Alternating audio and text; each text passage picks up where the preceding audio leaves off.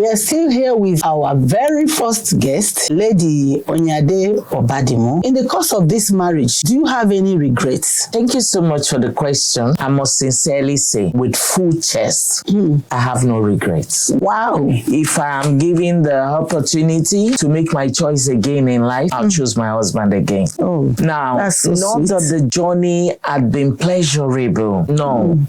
We've had our differences. We've had our, storms in the marriage. But the truth is, understanding, teamwork, and love had kept us moving. So I don't have any regrets at all. And I'm sure if my husband is asked, he would say you said the same thing. Yeah, thank you. So from this, your answer here, I can conclude that you married the right person. Thank you. Exactly. God ordained it. Yeah. Do I call it lucky? It happened this way for you, but so many people, I don't know if there's anything they do wrong.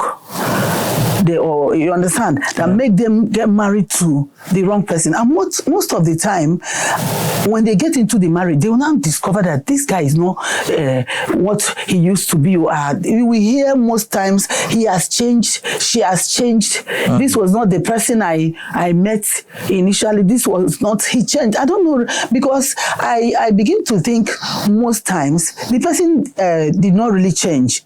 That is the person he had always been, or she had always been, but maybe you did not discover it. So I don't know, what would you advise young ones these days, especially when they are looking for someone, or they want to really know if this person is the right person, because this is not a joke. Thank you so much. Like you said, that I probably was lucky. I won't say it was luck. It's God's ordination. God ordained it. That's one. Two, even though we were Muslims then, we believed in God and we were praying. We pray. In fact, I would say we pray more than what I see in Christendom today. Really? That's the truth. We believe that for every situation, every circumstances, we bring it in the place of prayer. So when you do your prayers, you bring these issues and you believe God strongly that He has heard your prayers. It's interesting. Having good parents. Because another thing is having good parents to parent you. I happen to be born by parents who parented me well and who cared and prayed for us, trusting that we will turn out good in life. So if we're going to turn out good in life, then the area of marriage has to turn out good too. But that's the continuation, that's our life. Yes. So for young boys and girls who want to get married, they must, first and foremost, understand what marriage is all about. Many people go into marriage for different reasons. They go into marriage. Some persons feel marriage completes them. It's a lie. Marriage does not complete anybody. Some persons also believe that, when I'm married, my financial life takes a new turn. At least there's a man now to begin to carry my financial body. No, that's a wrong motive going into marriage. Some persons also believe that, once I'm married, this thing called sex is not a while. I'll start enjoying it the way I want. I do it morning, afternoon, night, every day, every week, every month. So I don't have to go, convince a girl before I can, and all that.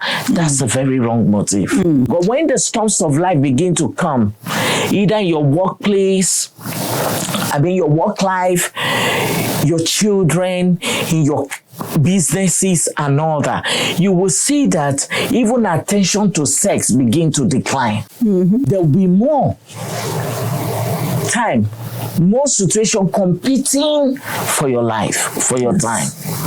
So the motive of going into marriage is very important.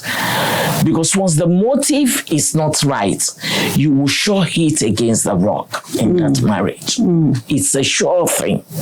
And that's why you have a lot of marriages collapsing up and down. Because what? The motive of getting into it is wrong.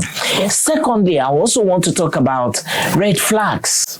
You know, most time people get into relationships, and even when the red flags are obvious, they try to play down on it.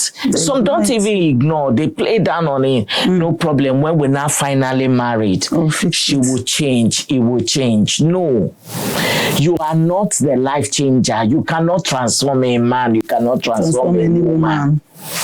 You are not God.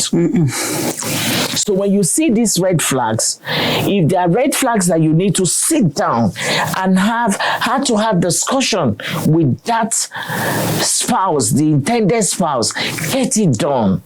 In the place of that communication, you will know if it's something that can be changed or is something that you need to just end it there. It's better to have a failed courtship, a failed,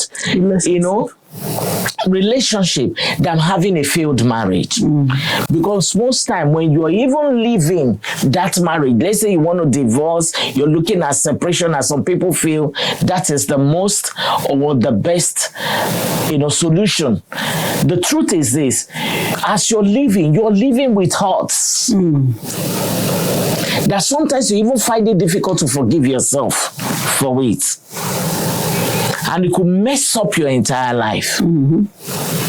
So it's better to put into consideration those red flags. So I would like to advise young girls, young men who want to go into marriage or who are considering their relationship getting to the next step, which is marriage, to please sit down and ask themselves, why do I want to marry this person? And two, what are the things I'm seeing that may not give us a good and smooth ride in the future?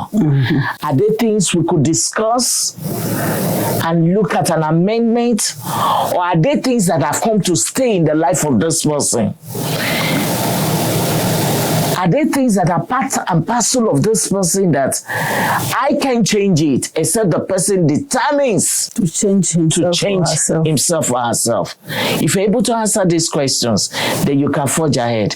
Where you cannot, or there's a spot that you have to take a break to start thinking more deeply, please don't go into it so that you don't have regrets. So that you don't have regrets. And so that you don't pull out along the line. Because it is not a good one.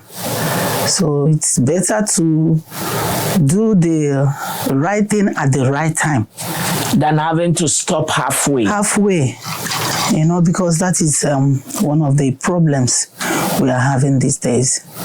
So that is about that. Thank you so much for this. Answers. So, young men and women, marriage is a serious matter. It's a serious matter. So be serious about it.